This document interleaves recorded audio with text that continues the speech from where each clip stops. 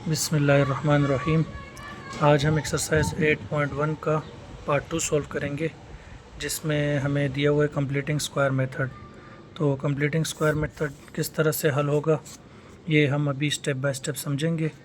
और इसके अलावा अगर आपको कोई एक्सरसाइज अगर मुश्किल लग रही है, जो आपको पढ़ाई गई हो, समझ में ना आई हो, तो वो आप मुझे बता सकते हैं, आप कमेंट्स कर सकते हैं। तो फिर मैं नेक्स्ट एक्सरसाइज वो इंशाल्लाह आपको समझाऊंगा।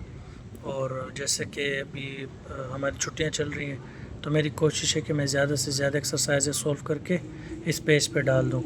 तो आहिस्ता आहिस्ता इंशाल्लाह क्लास 9 की मैथ, क्लास 10 की मैथ, क्लास फर्स्ट ईयर की, सेकंड ईयर की, और मैथ के बाद फिर फ़िज़िक्स और केमिस्ट्री, और इसी तरह फर्स्ट ईयर और सेकंड ईयर के जो अकाउंट्स हैं और जो मैथमेटिक्स हैं, उनके क्वेश्चंस भी इंशाल्लाह अपलोड किए जाएंगे। तो आहिस्ता आहिस्ता जो है इंशाल्लाह वो सारी चीज़ें इसी पेज पे आपको मिलेंगी। डेली के मैं कोशिश करूँगा 2 से 3 वीडियोस डालता रहूँ, ताकि बहुत कम टाइम में हम ज़्यादा से ज़्यादा काम हमारे पेज पर आ जाए, और बच्चों को कोई भी एक्सरसाइज मुश्किल लग रही हो तो वो आराम से वो एक्सरसाइज निकाल के अपने मतलूबा क्वेश्चंस को समझ सके। ठीक है, तो इस क्वेश्चन को देखते हैं। हमारे पास से सवाल था x² + 6x + 1 = 0। हमने सॉल्यूशन लिखा और सवाल को एक मतलब हमने दोबारा लिख दिया। ठीक है, बिल्कुल वैसे ही। अब हमने फर्स्ट स्टेप में ये करना होता है कि अगर हमारे पास यहाँ पर कोई कांस्टेंट नंबर होता है तो उसको हम इक्वल के उस तरफ भेजते हैं। तो कांस्टेंट नंबर हमारे पास यहाँ पर था प्लस का 1, तो हम प्लस के 1 को इक्वल के उस तरफ भेज देंगे। फर्स्ट स्टेप में हमें ये भी देखना होता है कि x के साथ कोई भी वैल्यू, कोई भी कोएफिशिएंट x के साथ नहीं होना चाहिए। तो x के साथ कोएफिशिएंट यानी कुछ भी, यहाँ पर कोई वैल्यू 2, 3, 4, 5 कुछ भी नहीं होनी चाहिए। 1 तो हमेशा मौजूद होती है, लेकिन 1 लिखने में नहीं आती। ठीक है, तो इसी तरह से x बिल्कुल क्या होना चाहिए, x के साथ कोई भी दूसरी वैल्यू, कोएफिशिएंट कुछ भी नहीं होना चाहिए। तो फर्स्ट स्टेप्स हमारे पास जो है वो बना हुआ था, यानी हमें x के साथ कोई वैल्यू थी नहीं कि जिसको हम हटाते। अगर यहाँ पर 2 होता, 3 होता, 4 होता, तो पहले हमें वो ख़त्म करना पड़ता x² के साथ जो भी वैल्यू होती। ठीक है, तो फर्स्ट स्टेप हमें करने की ज़रूरत नहीं थी, क्योंकि यहाँ x² के साथ कुछ भी, कोई भी वैल्यू मौजूद नहीं है। तो इसी तरह हमने फिर क्या किया, जो हमारे पास कांस्टेंट नंबर होता है यहाँ पर, यानी जो सिर्फ 1, 2, 3, 9, 12, 15 कोई भी यहाँ पर नंबर अगर लिखा हो तो उसको हम इक्वल के उस तरफ भेजते हैं। तो यहाँ पर ये वैल्यू प्लस में थी, इक्वल के उस तरफ जाके माइनस में हो गई। तो प्लस माइनस के रूल्स तो आप सबको याद होंगे कि कोई भी चीज़ अगर इक्वल के उस तरफ प्लस में है तो दूसरी तरफ जाके माइनस में हो जाती है। अगर कोई वैल्यू माइनस में है तो इक्वल के उस तरफ जाके प्लस में हो जाती है, और अगर कोई वैल्यू मल्टीप्लाई में है तो इक्वल के उस तरफ जाके डिवाइड में हो जाती है, और अगर कोई वैल्यू डिवाइड में है तो इक्वल के उस तरफ जाके मल्टीप्लाई में हो जाती है। ठीक है, तो ये हमारा ये हमने कर लिया इसका फर्स्ट स्टेप।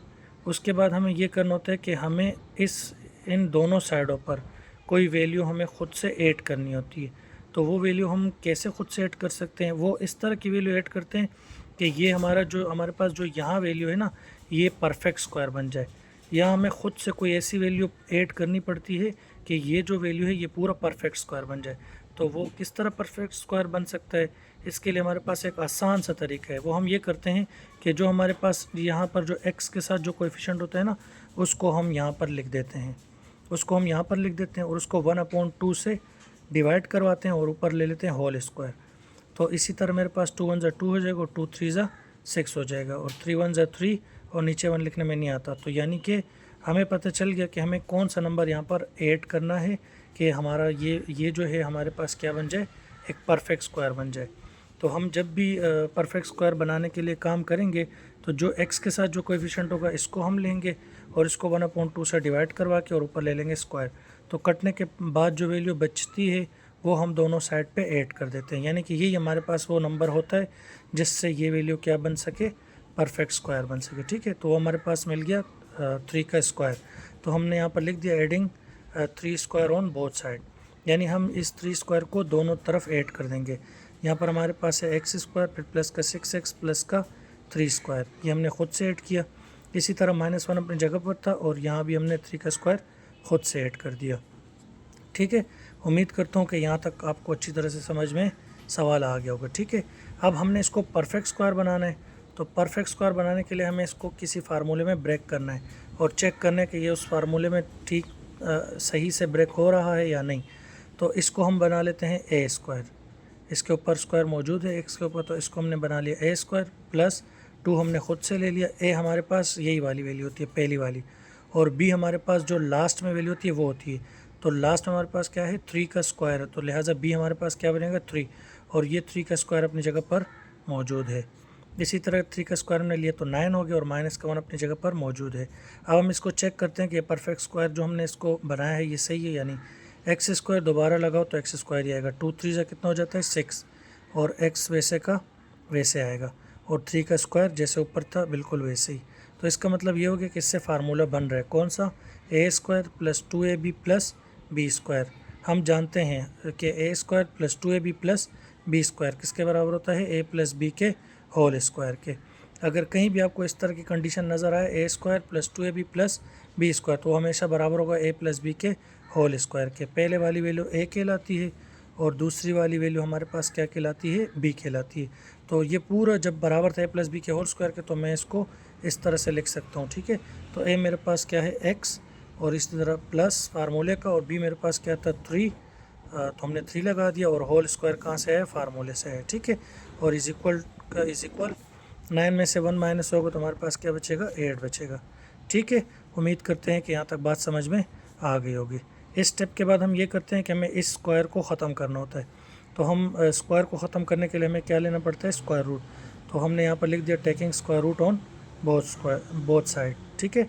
तो दोनों तरफ हमने क्या ले लिया स्क्वायर रूट, इक्वल के इस तरफ भी स्क्वायर रूट और इक्वल के इस तरफ भी स्क्वायर रूट। यानी हम कोई से भी काम खुद से कर सकते हैं, वापस जाएं तो वही आना चाहिए, ठीक है। तो ये दोनों तरफ स्क्वायर रूट हैं, सेम चीज़ें हमेशा कट जाती हैं, तो वापस हमारे पास वही वैल्यू आएगी एक्स प्लस 3 का whole square is equal to 8, ठीक है। अब क्या होता है स्क्वायर स्क्वायर रूट से हमेशा कट जाता है, तो स्क्वायर स्क्वायर रूट से कट गया तो हमारे पास बच गया एक्स प्लस 3।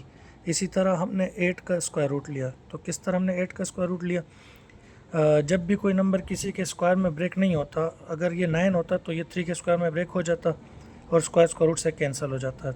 चूँकि ये 8 है और 8 किसी के स्क्वायर में ब्रेक नहीं होता, तो इसीलिए हमें इसके फैक्टर लेने पड़ते हैं।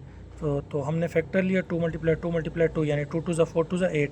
हम 8 को इस तरह से भी लिख सकते हैं। जब हमने 8 को इस तरह लिखा तो ये 2 × 2 यानी कि इसका पेयर बन रहा है, यानी 2 का स्क्वायर अगर हम बना लें तो स्क्वायर स्क्वायर रूट से कट जाएगा और 2 आ जाएगा बाहर, तो अंदर स्क्वायर रूट में क्या रह जाएगा, सिर्फ 2 रह जाएगा। तो जब हमने 8 के ऊपर स्क्वायर रूट लिया तो हमारे पास आया 2√2 आया हमारे पास। और इसी तरह जब ये स्क्वायर रूट ख़त्म होता है तो हम फिर प्लस माइनस का साइन लगाते हैं, ठीक। यहाँ तक हमने काम कर लिया।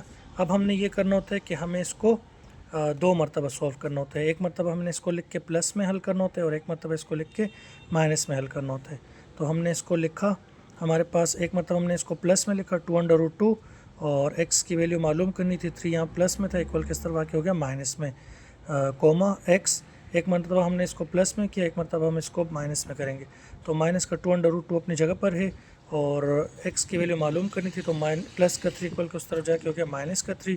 तो इस तरह मेरे पास 2x की वैल्यूज़ आ गई और यही हमारा आंसर है। तो हमने लिखा सोल्यूशन सेट 2√2 - 3, -2√2 - 3, और ये हमारे पास आ गया फाइनली इस सवाल का जवाब आ गया, ठीक है। उम्मीद करता हूँ कि आपको ये सवाल अच्छी तरह से समझ में आ गया होगा।